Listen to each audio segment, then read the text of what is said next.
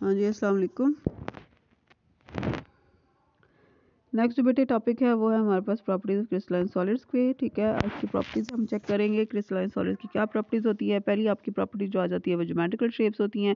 Geometrical shapes मतलब जो geometry में शेप्स होती हैं, जैसे ट्रायंगल होती है, रेक्टेंगुलर होती है, ठीक है, स्क्वायर होता है, ठीक है, इस तरह की शेप्स। तो कहते हैं सारे के सारे जो क्रिस्टलाइन सॉलिड्स होते हैं उनकी आपके पास डेफिनेट शेप्स होती हैं, उनकी डिस्टिंक्टिव ज्योमेट्री शेप होती है due to definite orderly arrangement of atoms molecules and ions in 3 dimensional space. यहाँ तक कर लें आप इसको, ठीक है। अच्छा, आपको अगर वीडियो क्लियर ना नज़र आ रही हो या पहले वीडियो ना क्लियर नज़र आ रही हो तो आपने ये करना है कि आप अपने यूट्यूब की सेटिंग में जाके जो आपने वीडियो क्वालिटी है उसको HD कर दें। ठीक है, HD कर दें। अगर आपको मतलब समझ आती है, अगर आप नहीं आपको मतलब समझ के इसको कैसे HD करना है तो आप ये कर सकती हैं कि आप अपनी बुक के को साथ रखें और साथ साथ में वीडियो जो है लेक्चर सुनती रहें और वहाँ से बुक से आप इसको नोट डाउन करती रहें। ठीक हो गया। अच्छा, उसके बाद आपके पास आ जाता है मेल्टिंग पॉइंट की बात। मेल्टिंग पॉइंट में आपके पास कहता है कि इसका शार्प मेल्टिंग पॉइंट होता है। ठीक है, शार्प मेल्टिंग पॉइंट मतलब एक खास टेम्परेचर पे ये मेल्ट हो जाती हैं सॉलिड जो है क्रिस्टलाइन। इस तरह क्लीवेज प्लेन की बात आ जाती है। क्लीवेज प्लेन बच्चे आपके पास होता है कि आप अगर इसको तोड़ें क्रिस्टलाइन को, क्रिस्टल्स को, तो ये किस तरह टूटती हैं, एक खास तरतीब से टूटेंगी, एक खास शेप से टूटेंगी।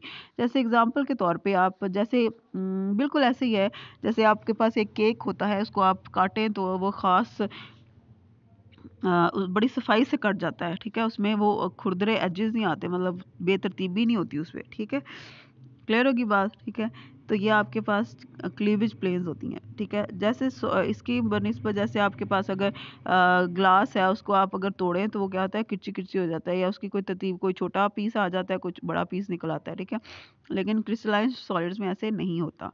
क्लियर।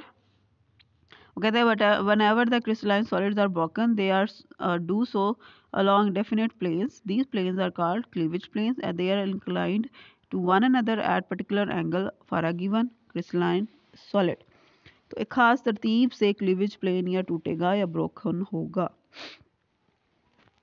देन आपके पास जो इम्पोर्टेंट इसकी प्रॉपर्टी आ जाती है वो है anisotropy. Anisotropy, clear होगी बात। ठीक है, व्हाट इज एनाइसोट्रॉपी। इसमें बेटे आपके पास क्या आएगा कि हमारे पास जो कुछ क्रिस्टल्स होती हैं उनकी जो प्रॉपर्टीज होती हैं वो थोड़ी डिफरेंट आती हैं उनकी अरेंजमेंट की वजह से, डायरेक्शन की वजह से। किस चीज़ के डायरेक्शन, एटम्स मॉलिक्यूल्स के जुड़ने की डायरेक्शन की वजह से।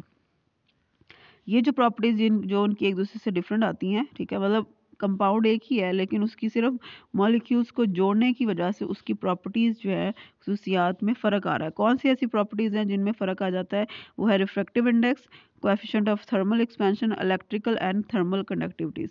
रिफ्रैक्टिव इंडेक्स क्या होता है, लाइट को रिफ्लेक्ट करने की या वापस भेजने की सलाहियत। थर्मल एक्सपेंशन होती है, होती है जब कोई चीज़ तो फैलती कितना है। ठीक है, इलेक्ट्रिकल और थर्मल कंडक्टिविटी होती है कि उसकी हीट, थर्मल मतलब, और इलेक्ट्रिकल मतलब बिजली को गुजारने की सलाहियत कितनी है। क्लियर होगी बात। इसकी एग्जांपल मैं आपको ऐसे दे देती हूँ कि आपने बुक्स जब कभी अरेंज की हो, अभी आप बुक्स वाली बात कर रहे थे, तो जब बुक्स बेटे आप अरेंज करते हैं तो उसकी दो तरीके होते हैं बुक्स अरेंज करने के। या तो बुक्स को आप एक दूसरे के ऊपर रख दें, ठीक है, तब भी वो जुड़ जाएंगी, या आप यूँ करें कि लंबी वाली साइड पर रखें। लंबी मतलब कि खड़ी करके बुक्स रखें, खड़ी करके एक दूसरे के आगे आगे करते जाएँ, ठीक है, उसको अरेंज। तो ये भी आपके पास होगा। जो ये आगे आगे करके अरेंज करना है ये पैरेलल अरेंजमेंट कहलाती है, और जो एक दूसरे के ऊपर रख के अरेंज करना होता है बुक्स को, ये आपकी परपेंडिकुलर अरेंजमेंट होगी। क्लियर होगी बात। ठीक है, तो होता ये है कि जो आपके पास ये वेरिएशन आती है ना इन प्रॉपर्टीज़ में, वो आती है उनकी एक खास डायरेक्शन जो है, उसकी सिमत जो है अगर डिफरेंट हो पार्टिकल्स के अरेंजमेंट की। ठीक है, वो कहते हैं मिसाल के तौर पर इलेक्ट्रिकल कंडक्टिव जो है ग्रेफाइट में। ग्रेफाइट क्या होता है, ये जो कच्ची पेंसिल का सिक्का होता है आपके पास, ये ग्रेफाइट होता है। अब ग्रेफाइट का आपके पास जो है उसकी बिजली गुजारने के इलेक्ट्रिकल कंडक्टिव जिसको कहते हैं, उसकी एक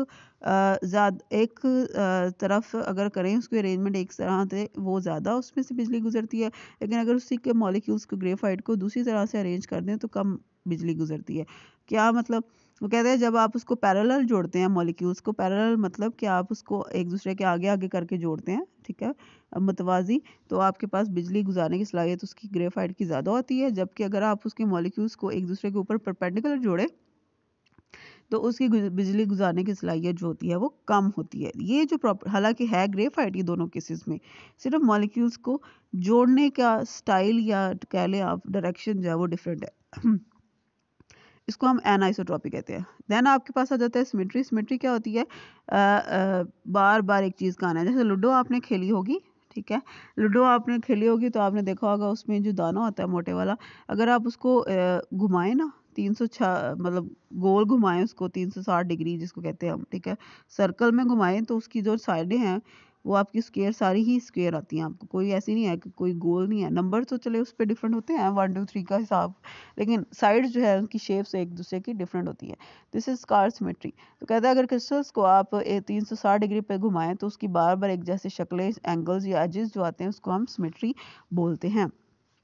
हैबिट ऑफ क्रिस्टल क्या होती है? हैबिट ऑफ क्रिस्टल होती है कि अगर आप क्रिस्टल कोई बना रहे हैं ना, ठीक है, तो वो किस शक्ल में आपकी बन रही है, हेक्सागोनल है, क्यूबिक है, किस शक्ल में उसकी शेप क्या आ रही है, ठीक है, उसको हम कहते हैं, उसको है कहते हैं हैबिट ऑफ क्रिस्टल, ठीक है। Shape of the crystal in which it usually grow is called habit of crystal. Clear होगी बात? क्रिस्टल जो होते हैं आपके पास वो आप कैसे बना सकते हैं? ठंडा कर लें सैचुरेटेड सोल्यूशन को या लिक्विड सोल्यूशन को आहिस्ता आहिस्ता ठंडा कर लें तो आपके पास क्रिस्टल जो है वो बन जाती हैं। आइसोमॉर्फिज्म क्या होता है? What is isomorphism? Iso mean same, morphism mean shapes, same shape. इसमें बेटे ये होता है कि दो डिफरेंट सब्सटेंसेस हैं लेकिन उनकी जो क्रिस्टलाइन शक्ल है वो एक जैसी ही है। तो ऐसी शक्लों को, ऐसी सब्सटेंसेस को हम कहेंगे ये एक दूसरे के आइसोमॉर्फ है। सब्सटेंसेस डिफरेंट हैं, उनका केमिकल फार्मूला भी डिफरेंट है लेकिन उनकी क्रिस्टलाइन शेप जो है वो एक जैसी बन गई है, ठीक है।